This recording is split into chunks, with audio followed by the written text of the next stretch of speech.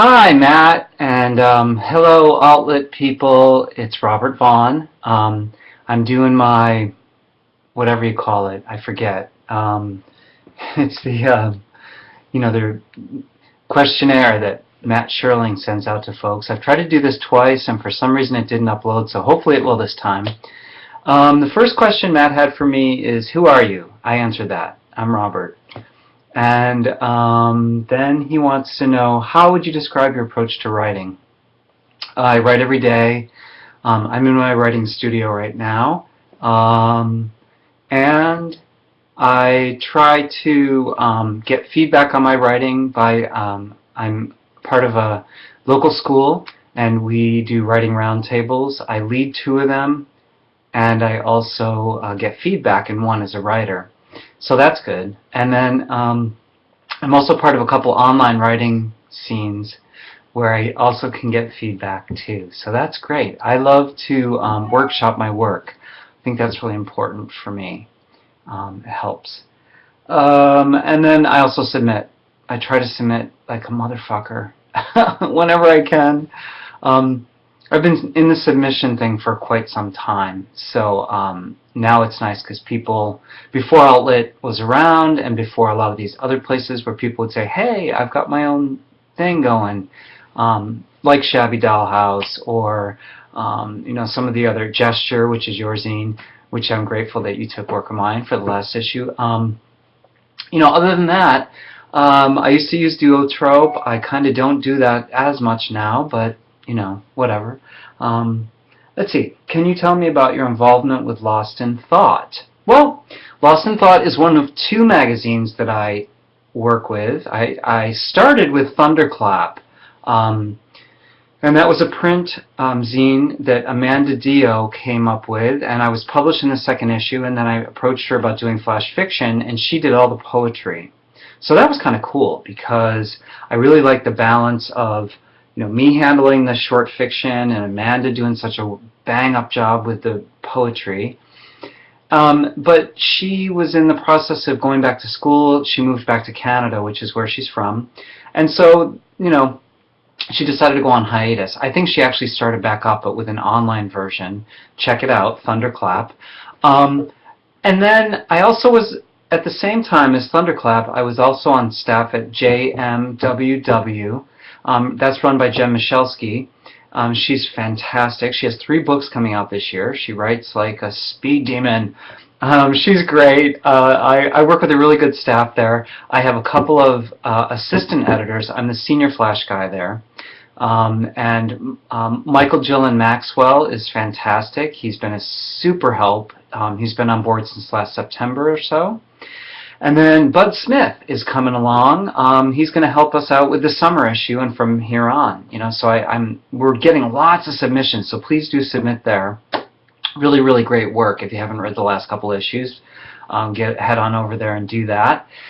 And Lost in Thought is this really beautiful magazine that's a combination of art and also prose. And Kyle Schroeder is the guy that came up with the idea there. And I was in his second issue. I had a piece called 3 C's, like the letter C, in his second issue. And then I had heard rumors somehow, I think through Fictionaut or some online community, that Kyle wasn't going to do a third issue. And I was like, what? I mean, I thought it was really one of the nicest magazines I had ever had my stuff in. So I was really bummed, and I decided to approach him and just say, hey, look, what is the whole idea if it's just a matter of time and you don't have time to put the whole thing together? Would you be interested in having someone read for you? And then, I kind of assumed that his thing was the art stuff, because I think I knew that he was an illustrator or something like that. And that was the case. He got back to me and he said, yeah, it would be wonderful to have you aboard as the reader of all the fiction and the poetry, and then we can team together to handle all the art stuff. He does all the publication of the magazine. He does it on MagCloud. So I've done 2 issues with him. We did 3 together, and issue 4 just came out. Really great writers. If you guys have a chance, it's a beautiful zine. It's an incredible adventure, really. Every single time we do it, we're like, we piece it together. We work in a really unusual way there. Usually Kyle he prefers to find the artists first.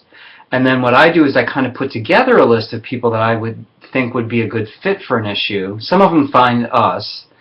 And then we wait until we have the artist lined up. And the artist comes aboard, and then usually Kyle or I will send the artist's website to the writer. And then the writer will pick a piece of the artist, which is really cool. You get to look through all the art and all of the different things that are on the artist's website. And you pick one image that really strikes you. So it's almost like, what's that kind of writing? I guess it's called ekphrastic? I don't know. Something having to do like when you see a painting and, you know, you write a poem or you're inspired to write some sort of piece from the painting. Similar concept here. And the pieces really fit together nicely in the magazine. You have to see it to believe it. I know we all love our stuff that we do, but this is a print, and it comes out, it's averaging about 3 times a year. All right, that was a long answer. All right, 4, according to your Facebook, you've done some heavy traveling. What has been your favorite place to visit and why? Oh, gosh. I have traveled. In a past life, I was in a different business, not writing. I did hair and makeup for magazines, for fashion. And so India, let's see, this piece right here, this one up above my finger, if you can see it. Yeah, there. That's a woodblock piece of art that's from India.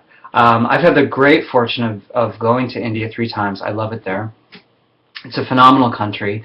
It's the antithesis in some ways of everything American, even though it's becoming more and more westernized, which I guess is good. I don't know. You can chime in anywhere along that thing. But I love India because it's the heightened experience of all the senses combined. Everything. You've seen these, I'm sure, pictures and you know, television shows now that go around the world that end up in India, these contestants or whatever, you know, the reality shit. But it's really, there's something also very sacred and very spiritual about it, too. The quiet, and I have the good fortune of actually knowing people there where I can do a homestay, get out of the big cities like Mumbai and New Delhi, and so I just love it. I really revere it. And there's beautiful things that flow through me that come out of my pen when I'm there too. I haven't published a lot of them, but you know, that's forthcoming. 5. You seem like a creatively busy person. Oh, thanks. What accounts for that? Oh, wow. Well, I'm inspired by music. I write to music. I was in bands when I was younger, both in high school and through college. I was kind of like heavily involved in the whole punk thing, you know, back in the late 70s, early 80s, and it kind of edged into new wave. But I always loved alternative. And most of my friends are artists. At this age of my life, most of my friends are people like myself who have lived dozens of places, keep kind of traveling around and doing sort of a caravan type style life. You know, the Bedouins that are the folks of the camels. Yeah, those are my friends. Most of my friends are like me. They're searching and somehow always never quite finding it. This is the longest place I've ever lived. I'm in Milwaukee, Wisconsin right now. Freezing cold day. Can you tell? I'm zipped all the way. It's funny, this week last year we had like 80-degree weather. So weather's all over the map everywhere, but I've lived here for 10 years, and that's a really long time. Even longer than any place I ever lived growing up, which was outside of Rochester, New York. Okay, number 6. What's the first album you bought? Goodbye Yellow Brick Road, is that the name of it? I think by Elton John. It's a double album. Has the song about Norma Jean on it. Oh yeah, it was the first concert that I went to, too. I'm dating myself here. But Buffalo, New York used to have this summer series, and I went to see Elton John there. So that was cool. 7, how would you describe your relationship to the internet? Well, good question. Great days and days where I'm like, fuck it, man, I don't like it. But usually, it's pretty helpful. The social networks I try to spend only a certain amount of time on. But for stuff like this, for online zines, for getting to know one another better, for things that we can post quickly, like on Tumblr, I'm so inspired by Tumblr. I love it. For Twitter, for Facebook, for socializing, yeah, blah. But I think for writing, what a boon to the writing scene, especially for the younger kids. When I came out of college, everything was snail mail. So I didn't submit that often. It was a pain in the fucking ass, man. I didn't want to have to go to the post office every 2 seconds. But the pace of writing has picked up, and the amount of people that can get published has become really accessible. And I think that's good. I mean, yes, it's going to commonalize in some way some of the content. It's going to make it a little bit less specific, less unique. So I do say that that's the downfall. They always say MFA programs are about finding your voice. I think that's kind of bullshit. Your voice, you've been speaking since you were a kid. You know your voice. But stick to what you know. Don't always seek that validation that comes through the instant feedback or instant like on Facebook. That's important. It's important to know you don't exist in a shell. The only other thing I want to mention, and this is kind of greasy of me, but I'm going to sneak it in here at the back end. I just got back from AWP in Boston, and I have my first book. And this is really exciting. It's Microtones. Can you see it? I always forget. Microtones, Robert Vaughn, there's my name. And it was put out by Chervina Barva Press. Chervina Barva is, the publisher's name is Gloria Mindock. She is fantastic. She's also a writer, a poet, beautiful poet. And they're out of Boston. And it's my first chapbook, so I'm really excited. I have another chapbook coming out this summer from Deadly Chaps, which is Joseph Quintella at Short, Fast, and Deadly. Looking forward to that. But you can get this one at the press, at Chervina Barva Press. And I'll have stuff on my Facebook page. I just got it. I just came back from AWP last weekend, and wah! So that's new. And that's about it. I'm so happy to be on Maddie Sherling's new program, whatever the hell it's called.